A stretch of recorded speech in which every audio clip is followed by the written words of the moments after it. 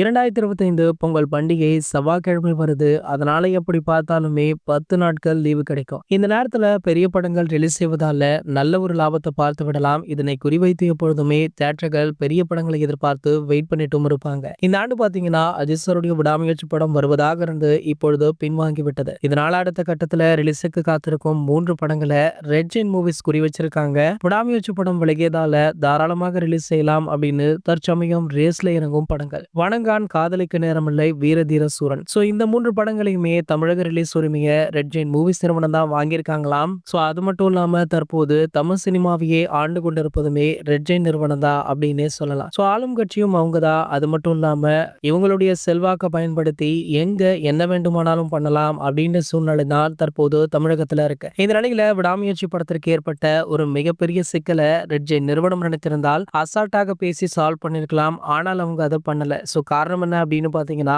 இந்த பொங்கல் ரிலீஸ்ல நம்ம உதயநிதியுடைய மனைவி கிருத்திகா அவங்க ஒரு படத்தை டைரக்ஷன் பண்ணிருக்காங்க. அதாவது காதலிக்க நேரமில்லை. சோ இந்த படத்தை பொங்கல தான் ரிலீஸ் பண்ணணும் அப்படின்னு முடிவு பண்ணியிருந்தாங்க. சோ அதே தேதியில அஜித் சாருடைய விடாமுயற்சி ரிலீஸ் ஆனா கண்டிப்பாக போதுமான திரையரங்கம் கிடைக்காது. சோ அது மட்டும் இல்லாம இது போன்ற சின்ன படங்களை வைத்து ஒரு பெரிய லாபத்தை பார்க்கலாம் அப்படின்னு ரெட் ஜெயின் நிறுவனம் இந்த திட்டத்தை தீட்டி இருக்காங்களாம். சோ இந்த தகவல் தற்போது வெளியாகி சமூக வலைதளங்கள்ல வைரலுமே ஆகிட்டு இருக்கு. இது போன்ற அஜித் சாரை பத்தி வெளியாகிற அனைத்து செய்திகளுமே நீங்கள் உடனே தெரிஞ்சுக்க நம்மளுடைய அஜித் 360 அப்படின்ற நம்ம சேனலை சப்ஸ்கிரைப் பண்ணிக்கோங்க.